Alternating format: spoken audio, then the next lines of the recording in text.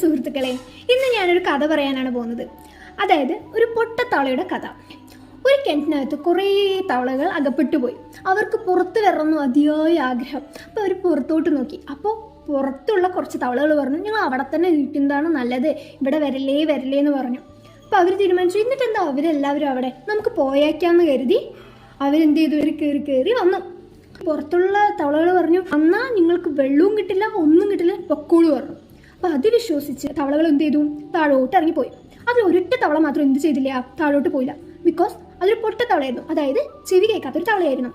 എന്നിട്ട് കയറി ആ തവള പുറത്തോട്ട് വന്നു. അപ്പോഴാണ് തവളയ്ക്ക് മനസ്സിലായത് ഇവിടെ എത്ര സ്വർഗ്ഗമാണ് എന്നുള്ളത്. ഇതിനർത്ഥം എന്താണ്, നമ്മൾ പലരുടെയും വാക്കുകൾ കേട്ടിട്ട് നമ്മുടെ ജീവിതത്തിൽ ചെയ്യണമെന്ന് കരുതിയ കാര്യങ്ങളെല്ലാം നമ്മൾ സ്റ്റോപ്പ് ചെയ്യും അല്ലേ. അവനവനിൽ വിശ്വസിച്ച് ആ കാര്യങ്ങളിലോട്ട് ഇറങ്ങിത്തിരിക്കുക, തീർച്ചയായിട്ടും വിജയം തന്നെ ഉണ്ടാവും. അപ്പോൾ എല്ലാവരും ഹാപ്പി ആൻഡ് ഹെൽത്തി ആയിട്ടിരിക്കുക. Have A great day.